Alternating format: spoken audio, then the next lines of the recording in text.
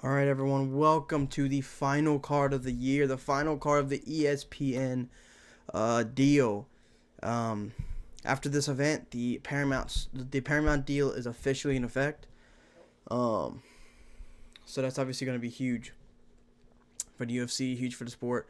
I'm excited. So let's get into this, man. The final card of the ESPN deal. Um, Jamlyn Horth versus Teresa Bleda. I'm taking Teresa Bleda just because her resume is much better. I didn't listen. I'm gonna be honest. I couldn't be bothered to do tape watching for this. I just looked at the resumes. I saw that Bleda beat Gabriella. Now I ain't gonna lie. I did a bit of MMA math for this, and it's whatever. I'm gonna roll with it. Bleda beat Gabriela Fernandez. Gabriela Fernandez beat Wayne Kong. I think Wayne Kong is amazing. Um, and she lost to Natalia Silva, which is not a bad loss at all. Jamie Lynn Horth beat Vanessa Dumopoulos. That's not a good win. Vanessa Dumopoulos is 11-8. She's not good. She lost to, who else did Jamie Lynn Horth lose to?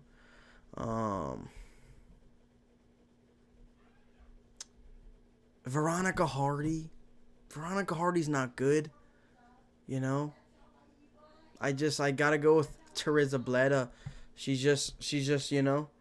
I think her resume is a bit more impressive. So that's it. Moving on to Alan Fry Jr. versus Guilherme Pat. I'm going with Guilherme Pat. I guess I don't know how you say his name. I'm going with him, and I'm going with him for the same exact reason and the same exact logic that I did when I picked what's her name, Alice Pereira versus Montserrat. I'm gonna look it up real quick. I think it's Renat Montserrat or some shit. I just want to make sure here. Alice Pereira, yeah. Yeah, it's 19-year-old Alice Pereira, Golden Girl, yeah.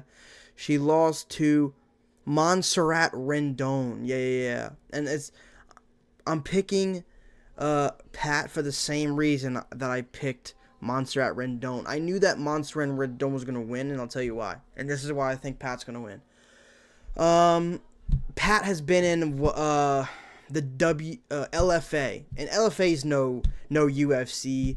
LFA is not no PFL, no Bellator, but it is a legit promotion. It has a massive fan base.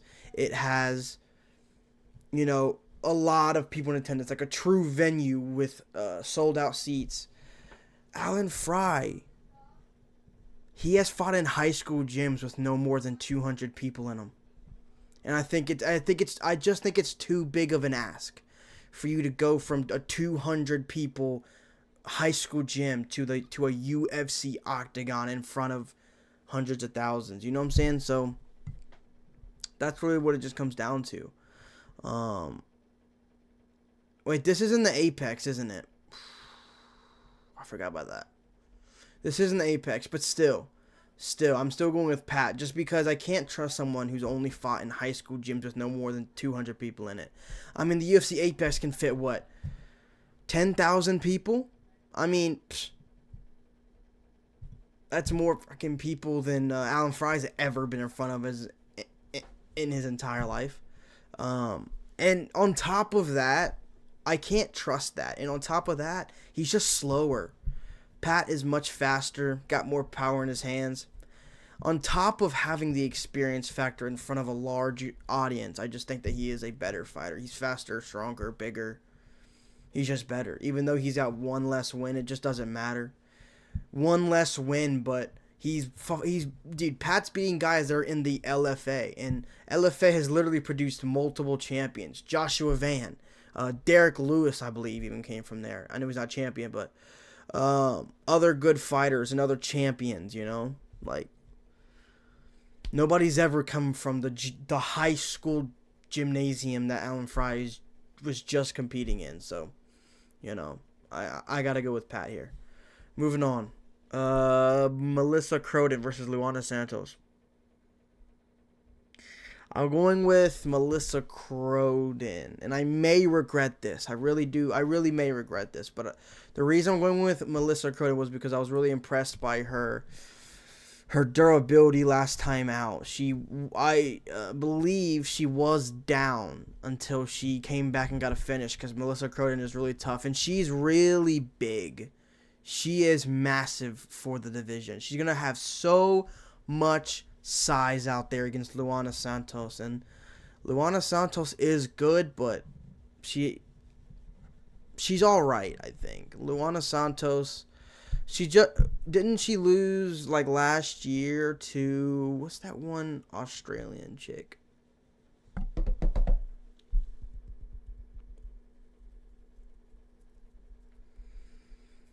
Casey O'Neill. Didn't she lose to Casey O'Neill? And then her last win, I believe, also wasn't impressive. So Melissa Croden, just bigger, probably gonna have the physicality advantage out there. She might throw Luana Santos around. She hits harder. I know that Luana Santos is faster, but I mean, I feel like I can trust Melissa Croden a bit more here. I'm being honest with you. So, yeah, I'm going with Melissa Croden, man. By decision. Sean Sheriff versus my boy, Steven Asplund. I'm going with Steven Asplund, man. I just think that Steven Asplund's going to go out there. Now, before I continue, I do have to say, I'm going to make this a bit quick because I have to be in a Twitter space at about 9:30. It's 8:30 right now, so I have about an hour. So I have some time to complete this, but sometimes we started early, so I'm just going to get this out of the way, this prediction video. The Twitter space is, if you are interested and if you want to join, you can just go to my Twitter account with the same name as this channel. Me and a few friends go live on Twitter Spaces, and we go over the whole card, and we make a parlay that full of legs that all of us agree on. It. If even one of us in the space don't agree on it, we don't add it as a leg because we all have to agree on it, and it's a really good strategy because we win. We just won last week. I forgot exactly what the legs were at the moment, but I have to go in and do that here, so I'm going to get this out of the way. But Steven Asplund's going to win. He's just more powerful, more experienced, bigger. He's a lot bigger in general. And I think he's bigger, faster, and stronger, and he's just a better striker. He's really just got everything over Sean Sheriff here, and I see a first-round knockout for Steven Asplund here. I mean, Sean Sheriff, I mean, I already did, but let's go over his shit again here real quick. Sean Sheriff. I use Sherdog. I like Sherdog a lot. Yeah, 4-1. That's right. This guy lost to Junior Tafa. No. Steven Asplund's got it. Junior Tafa, are you fucking joking? No. Steven Asplund's winning. I don't need to say any more. Congratulations, Steven Asplund. Neil Magny versus Yaroslav Amosov. Ooh, wasn't this guy in the fucking Ukrainian military, right? During the war with Russia, he stopped fighting and he went to go fight in the war, right? And then there's a video of him retrieving his Bellator championship from a cellar underneath the house or something crazy. Yaroslav Omosov, I mean, I'm probably gonna go with him, to be honest. 28-1. It's a fucking incredible record.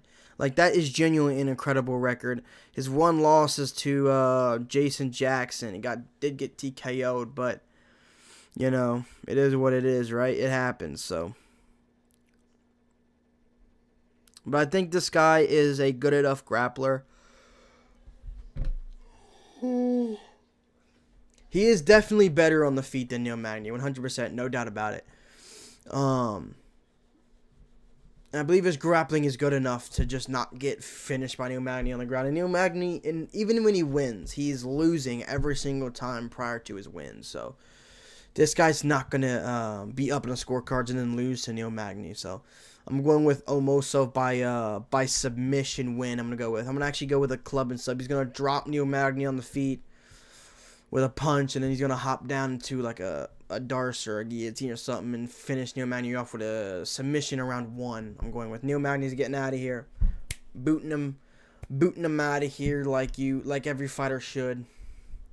Yaroslav Omosov. I mean, dude, Neil Magny. When was the last time Neil Magny was genuinely winning a fight? Let's go through real quick. And see what time he was genuinely winning. And I don't mean like a comeback win, okay?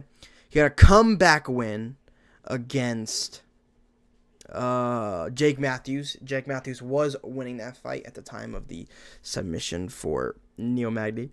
He was losing to Zaleski dos Santos as well. Just got KO'd immediately by Carlos Protest. KO'd immediately by Michael Morales in the first round. Was losing to Mike Mallet before he got the finish. Lost to Ian Gary. Dominated. Philip Rowe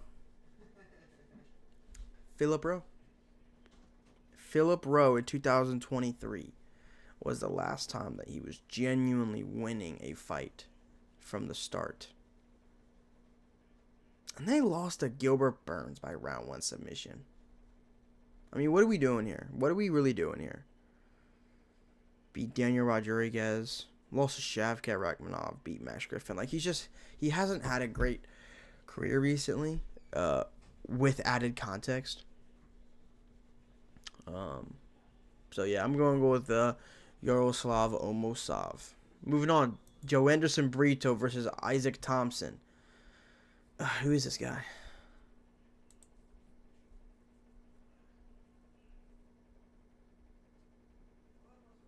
I don't know who this guy is. Joe Anderson Brito? When did this guy step in? Because I know, I'm gonna be honest here. I was gonna pick Melsik Bajasarian to beat Joe Anderson Brito. I know he pulled out though. But I don't know who Isaac Thomas is. Hold on, let's find out who this guy is real quick. Isaac Thompson. 9-2. He's Australian. Australians are always primed for an upset.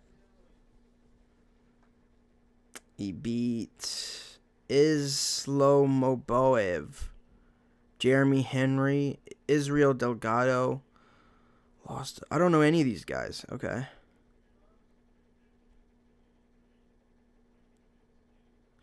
Wow. Okay.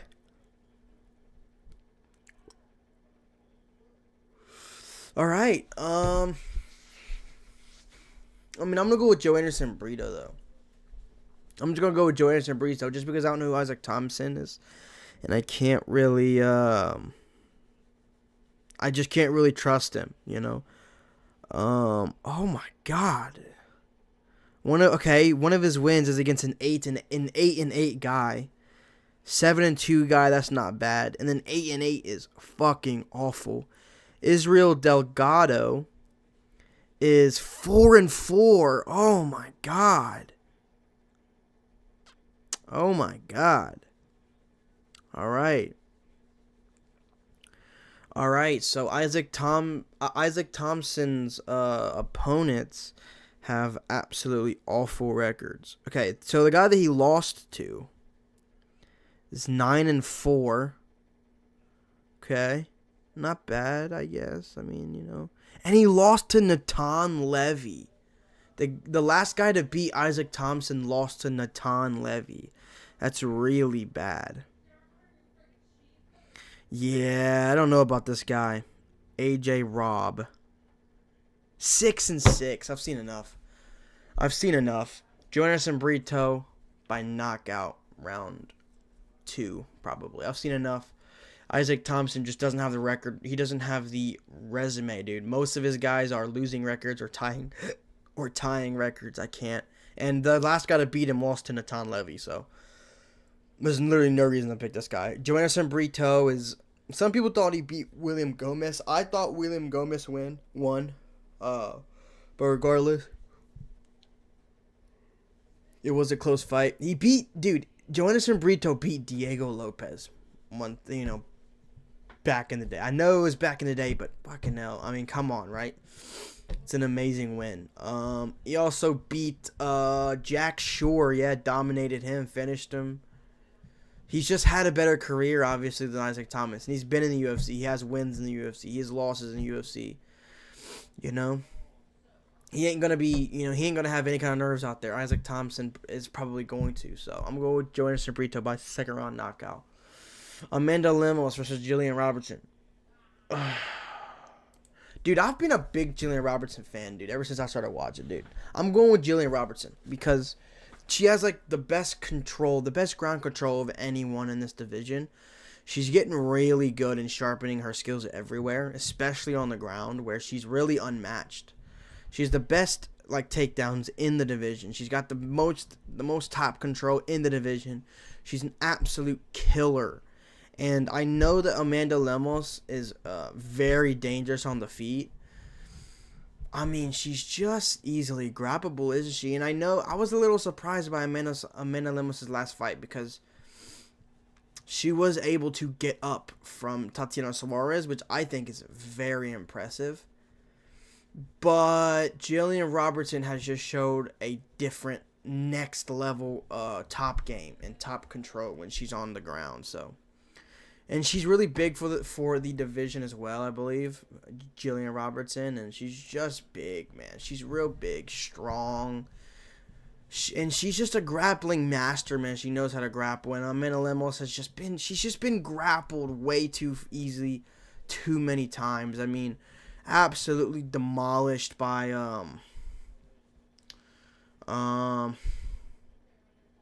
name's not coming to my head, man.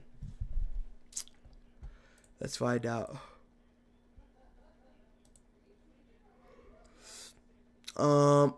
Jandiroba. Grappled badly by Weili Zhang as well. Which isn't bad, but Amanda Lemos is, at the end of the day, she is a striker. So, and Jillian Robertson's going to be relentless with the takedown. She's got amazing cardio as well. Amanda Lemos is very powerful on the feet, but she is powerful on the feet, but it's been pretty unreliable lately. She hasn't really gotten a KO in a while. She couldn't even knock out Mackenzie Dern, even though she was dropping her left, right, and center. Jillian Robertson is better and tougher. I think Jillian Robertson is better than Mackenzie Dern. I do. So, yeah, I'm gonna take Jillian Robertson by And Jillian Robertson's last fight, right? Didn't she fight Michelle Waterson-Gomez? I get that was Michelle Waterson-Gomez's last fight. But over the course of her entire career, Michelle Waterson-Gomez has been a really good defensive grappler. She has been hard to take down and control. And she always forced grapplers to strike with her. Jillian Robertson just took her down and submitted her, dude, like she was nothing. You know? I'm going to take Jillian Robertson here. Jillian Robertson. Moving on. Bobby Green versus Lance Gibson Jr. I'm going Bobby Green here. Just because Lance Gibson Jr. is very unproven. I watched a few of his fights. I'm just not impressed. He's got, I mean, as much power in his hands as anyone, but, you know. Bobby Green is just, I know he's a bit chinny, but think of the people that are chinning Bobby Green. Mauricio Huffy, Jalen Turner, Drew Dober. You know what I'm saying? I mean, like, these guys are big punchers and great finishers. Like, Drew Dober has the most knockouts in UFC lightweight history. Mauricio Huffy is Mauricio Huffy, spinning wheel kick. Like, he's a sensational fighter. Jalen Turner is a massive, like, 6'4" lightweight who just knocked out Edson Barbosa. Like, you know what I'm saying? Like I know that Bobby Green is chinny and he's chinnable, but you have to think of the guys that are doing it as well. Lance Gibson Jr. is absolutely none of those guys. So, and he's got some grappling ability, but again, Lance Gibson Jr. is just not. He's just not good enough. You know, Bobby Green beat recently. He beat Jim Miller. I think Jim Miller would beat Lance Gibson Jr. You know what I'm saying? So, you know, it is what it is, and it's short notice. It's short notice. It's kind of hard to trust those guys. Plus, he is Canadian, and unless your name is Charles Jourdain, if you're Canadian, you're probably a bitch. So, unless your name is Charles Jourdain, who's the best fighter currently in the entire UFC roster. So, yeah, I'm going with Bobby Green. I'm going to go with Bobby Green by knockout as well. Because Bobby Green does have hands, and he does have some power. So, and he's very experienced. You know, he's put guys out. So, I'm going to go with Bobby Green here by knockout round 1. Moving on. Kennedy Nzechukwu versus Marcus Buchecha.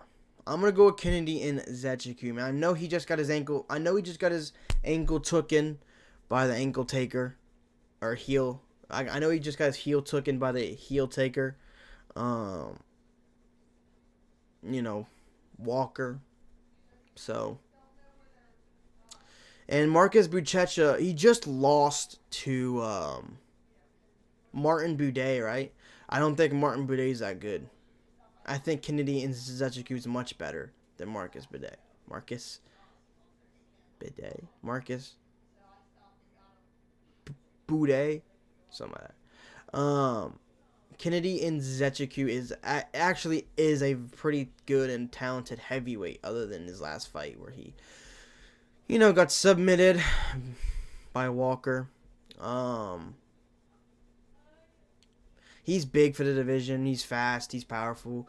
Marcus Buchecha, he gassed out after 2 minutes against Martin Buday. So I really can't trust. I can't trust Marcus Buchecha to get Kennedy Nzechukwu out of there in the first minute or two, and then Marcus will gas because he has absolutely zero gas tank, and then Kennedy Nzechukwu will just take over. I mean, it's that simple. I'm going with round 1 knockout for Kennedy Nzechukwu here. I think Kennedy's 3-1 in the heavyweight division, and he's got all knockout wins for all his wins.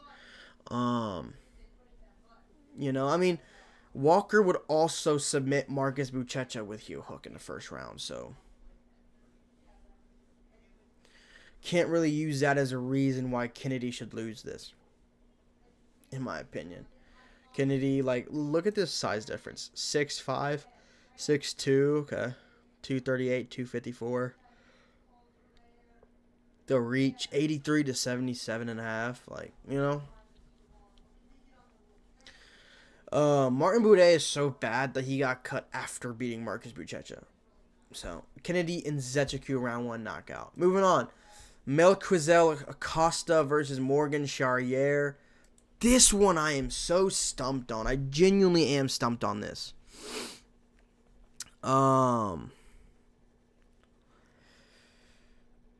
Let me look something up.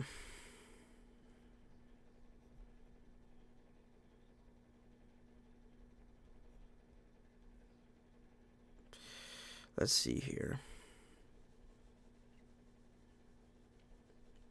You know what? I'm good. Melquizael Acosta, man, these guys are really good, both of them. Melquizael Acosta. In hindsight, a loss of Steve Garcia is not bad. Submitted Andre Feely in the first round. It's a really good fucking win.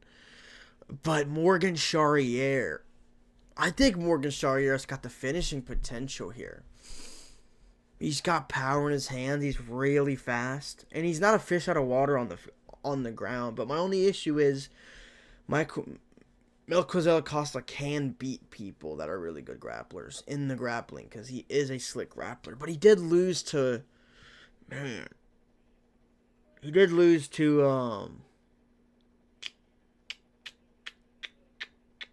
Thiago Moises.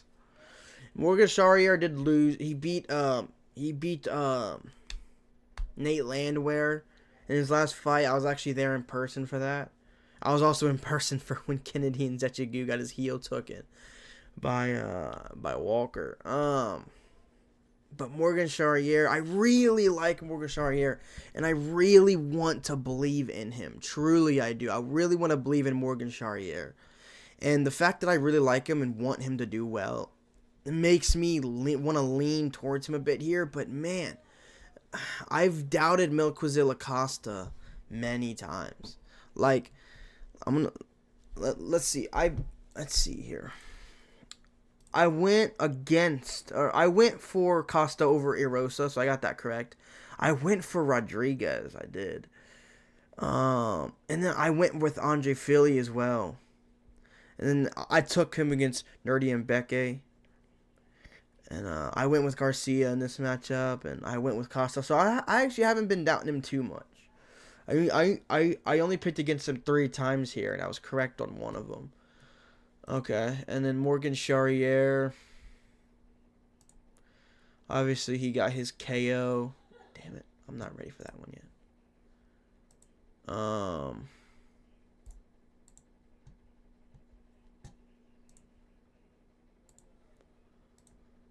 I went with him against Nate Landwehr. I also took him to beat Nathaniel Wood, I believe.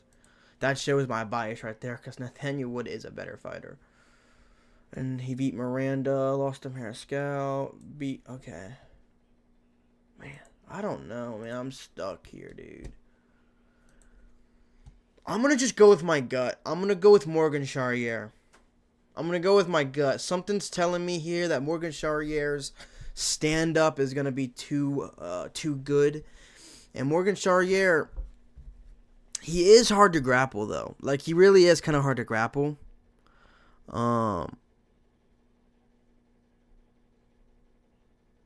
Let's see here. He was taken down. Okay, they didn't even try it. 2024. Once against Gabriel Miranda out of 4 attempts. Once on 8 attempts against Kape Mariscal. Okay. He's only been taken down 2 times his entire UFC career. And he's defended like over 10 takedowns. So I'm going to trust Morgan Charrier here, but I will not be surprised if I end up being wrong and Melquizael Acosta ends up winning. So, but I'm just going to trust Morgan Charrier. I know he's got the finishing potential. He is better on the feet, and he is good at defending takedowns. So, I'm going to trust him here over Melquizael Acosta, but this could backfire on me hard, and I will not be surprised if it does. I really can't. This is like a 50-50 to me. I really can't see this going either way. But I have to lean one way, and I like Morgan Charrier more. So I'm going to lean that way. Hopefully Morgan Charrier can get it done for me. But Melquizael Acosta is no joke. He is legit. Moving on to Cesar Almeida versus Cezary Olasechuk. I'm going Cezary Olasechuk. I think he's got it in the bag. I don't think Cesar Almeida is that good. And he did just get a nasty knockout of Abdul Razak Al Hassan. But let's be real here. How good is Abdul Razak Al Hassan really? Not that good. He's a power merchant, and he was landing some decent shots on Caesar before he caught him in the pocket when Al Hassan threw a shot.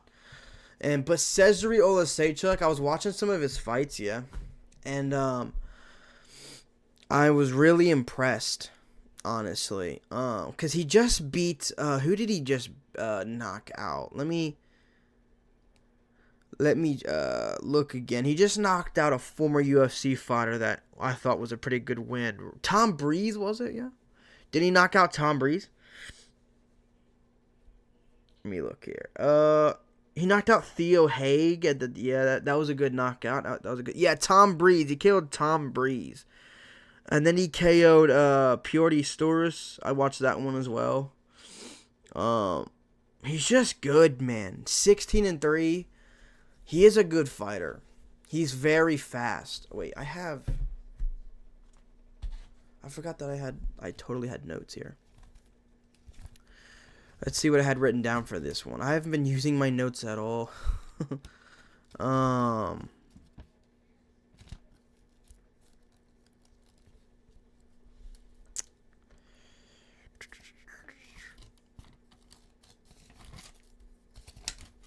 Oh, I didn't even write anything down for this one. Never mind.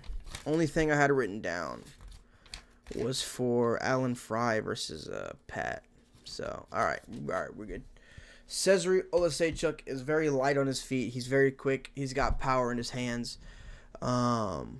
He's a killer, man. He's a killer. And Cesar Almeida, I really kind of dislike him because I was a big fan of Ihor Potieria when he was in the UFC.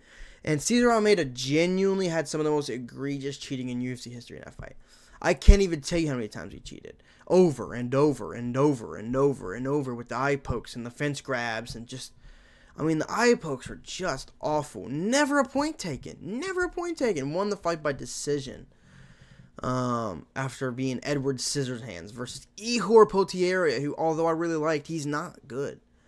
And he's easily beatable and easily finishable. And it's just like, Cesar Almeida, not only did he not finish him, but he couldn't finish him after cheating the whole time and eye-poking the shit out of him. And it's just, I don't think Cesar Almeida is that good.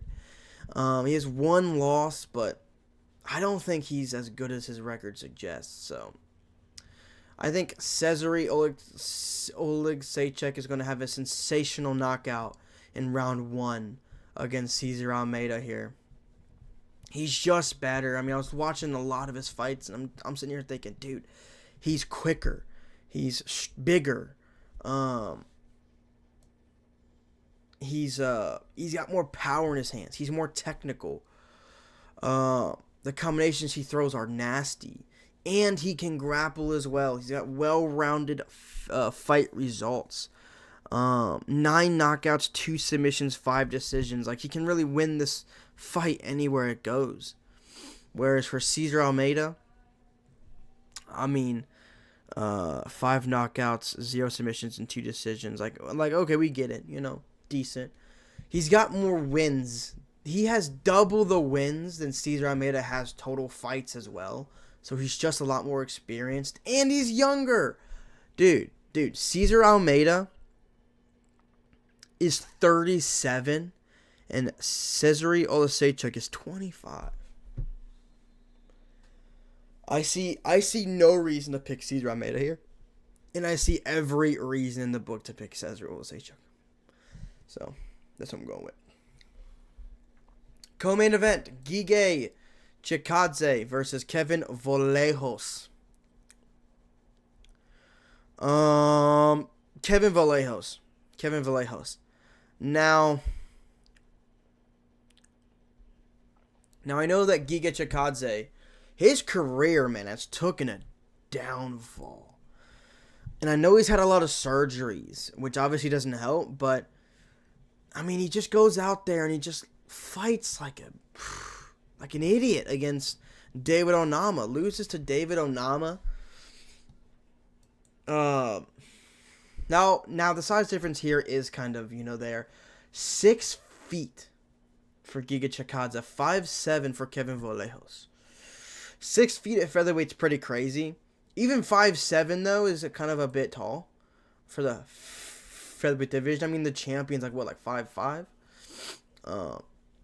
So, but Kevin Vallejos has just got way better hands. Kevin Vallejos is literally Argentinian Ilia Topuria. He even boxes in a very similar way with the hooks, the tight hooks and the step back and the counters. And Kevin Vallejos is very fast and he's very powerful.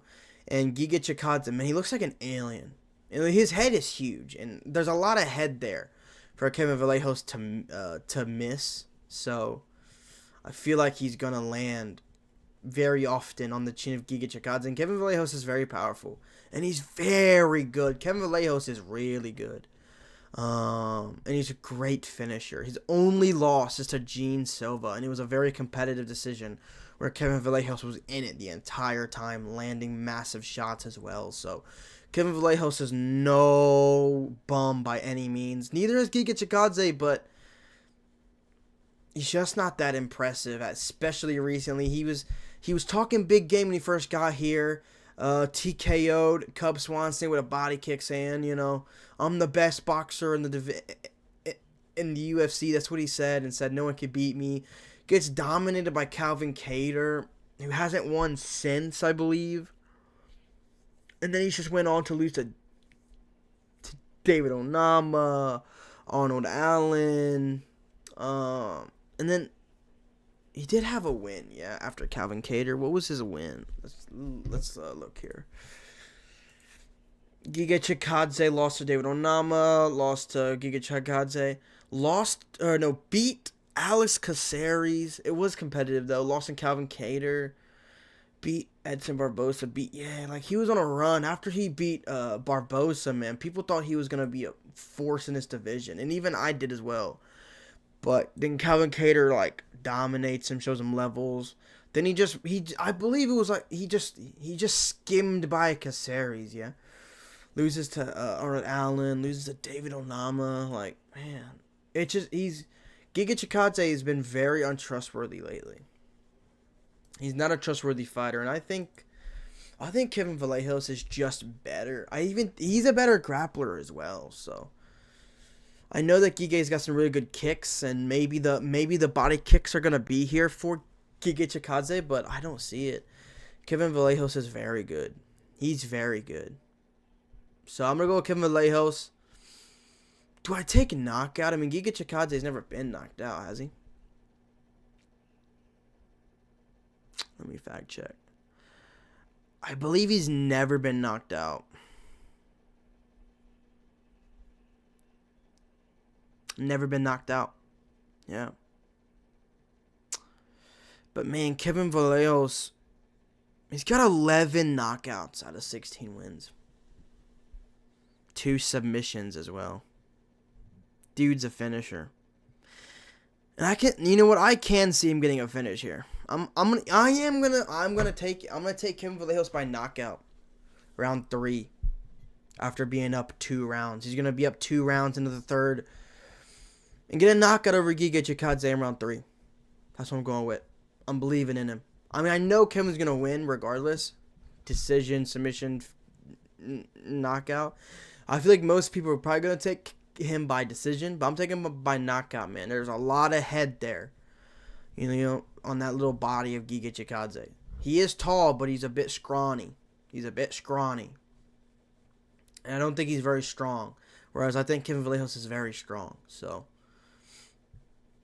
and Giga Chikadze was hurt by David Onama. I think Kevin Vallejos is better than David Onama. So I'm going to go with Kevin Vallejos by knockout, round 3. Moving on to the main event, Brandon Royval versus Gyno Titty Manel Kape. I know y'all seen that Gyno Titty he had. Is it in this picture? It is. You can kind of see a little bit on the left titty. I'm going to go with Brandon Royval here. I don't know how you pick against Brandon Royval here. If you pick Manel Kape here, you're just biased. Easy. Brandon Royval is just better. I mean, the only 2 people to ever beat him in this division, yeah, are Pantoja and Joshua Van, right? Brandon Royval beat Brandon Moreno when they fought. He beat Kai Kara France. I mean, only 2 guys to ever beat Brandon Royval in the UFC are Pantoja and Joshua Van, the 2 last champions of the division. Van, the current champion. So, I mean, come on now, and he was arguably up against Van in the 3rd round before he got dropped, in my opinion. So, and let's not talk about the fact that Manel Kape, I'm gonna actually show you guys a video. I try not to show things from my phone onto the camera. I just feel like it's a bit weird and ratchet, but I just want you guys to see this right now because I posted this on Twitter. As you can see right here in this first video here, Bruno Silva lands a nut shot on Manel Kape, yeah, boom, and the ref immediately steps in and is like, all right, let's give time to Manel Kape. When it changes and Manel Kape is the one to land the nut shot, yeah. Boom. Ref doesn't step in. He's fighting through a foul. And this is when Manel Kape gets the finish. Right after that. So obviously, and there's asterisks on the last 3 of Manel Kape's wins. Let's go through them. When you look at Manel Kape's wins, yeah. Egregious eye pokes against Asu Almabayev. Really badly. Especially, like, there was, like, 2 in the finishing sequence. I mean, that's really bad. You know, that's really bad. We're going to go through these guys' fights here. Manel Kape egregiously fouled Asu Almabayev. Eye poke galore. Eye poke after eye poke after eye poke. There's like 2 in the finishing sequence. Almabayev got fingers straight to the brain. He then tries to run away because, I mean, you know, he's trying to create space after getting fouled, hoping the ref would rightfully separate him, but he didn't. Almabayev is running away. Kape is chasing him. Kape's landing a few shots. The ref stops it. Asterisk there. I just showed you the Bruno Silva knockout. Asterisk there. Fouled him. He got fouled and he was given time. When he was the one that committed the foul, ref saw it, ref didn't do shit, let the fight happen, and the stoppage happened because he was landing good shots on Silva after he's fighting through a foul. Loses a stand-up fight to Muhammad Mokaev. Now, Muhammad Mokaev is very good. He's very good, but he is a grappler. And he is a decent striker, but he's not a Brandon Royval level striker. And Mokaev just straight up outstruck Manel Kape in this fight and won. Dos Santos, I believe this was a short notice debut for him, yeah? Comes in, has a war with Manel Kape. Hurts Manel Kape as well. Manel Kape should have won this fight much more clear than he did. He did not, right? That was a war. And then he beat Dvorak. He's not good. Beats Jumajulov. Beats Odi Osborne. Loses to Mateus Nicolau. Yeah, I remember that. He lost to Mateus Nicolau. Lost to Pantoja. Whatever. That's Pantoja. Manel Kape is good, but he's just not as good as a lot of people think he is. And he's not as good as he should be for how he acts and how he talks. This record right here. This is not a record of a guy that beats Brandon Royval. I'm just going to keep it real. This, even if all of these wins were clean with no asterisks, it's still not a record that is a guy that beats Brandon Royval.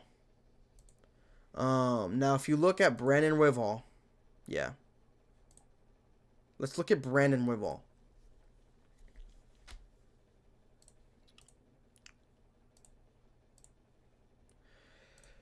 Last fight, lost to Joshua Van. Fine. You know, he's the current champion of the division. And he was arguably winning until he got knocked down in the final 10 seconds. Beats and shows levels to Tatsuro Taira. Taking Taira's O. I mean, I picked Royval here to win this one. I think that Tatsuro Taira is better than Manel Kape. Much better. Much better. You know? I mean, this dude just TKO'd Brandon Moreno, for Christ's sake. Even though I do think it was an early stoppage. He still did that. Beat Brandon Moreno in a 5-rounder. Lose the Pantoja, whatever. Beats Mateus Nicolau, which, you know, he failed to do. Beat Matt Schnell, whatever. Like, it's just...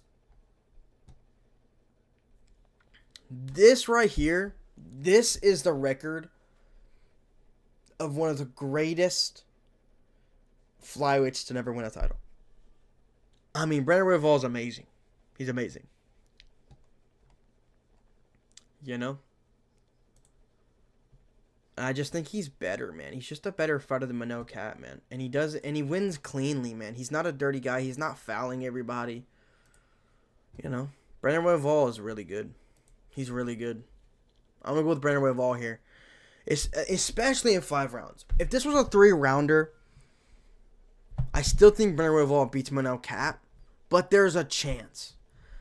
5 rounds? Dude, Manel Kape is not beating Brandon Royval. He's not. Brandon Royval is bigger. He's quicker. Experienced. And he's not even old. You know? I do think Manel Kape winning is better for the division, but I just don't think. Angola? Dude, I thought he was from... I thought Manel Kape was from... Is Angola a place in Portugal? Because I thought he was from Portugal. Let me check real quick. Let me just fact check. Maybe I'm stupid. Maybe Angola's just a place in Portugal. But I do think Manel Kape is from Portugal, yeah.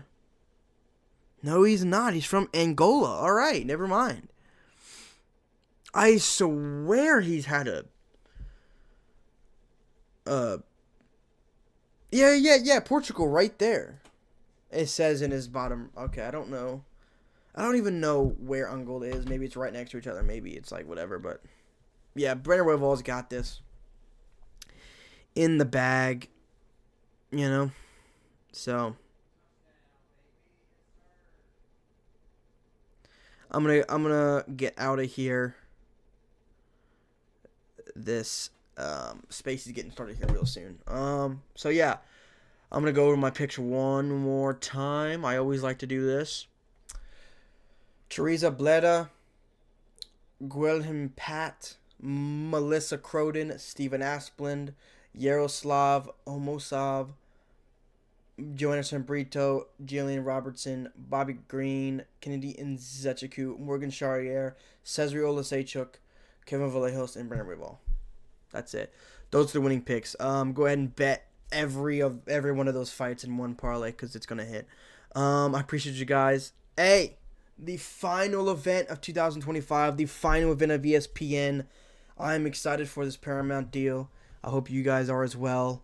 I'll be back here soon for my Christmas, 2026, what I want for 2026 kind of video, like a Christmas list, I guess. I don't know. I want to do seasonal videos and holiday videos and stuff like that. So I did one for Thanksgiving, so why not do one for Christmas? So, but yeah, I'll see you guys then, and I'll see you guys for the first card, Paddy Pimblett versus Justin Gaethje. It's a huge card, huge pay-per-view. 2 pay-per-views back in a row, back to back. Paddy Pimblett versus Justin Gaethje, and then we have, I was gonna say Aspinall, I wish. Volk versus Lopez 2, which shouldn't even be happening, but it is. So, all right, I'm gonna hop out of here. Thank you guys, and yeah, I'm excited. I'm excited for next year and the Paramount deal. So, yeah. Thank you guys.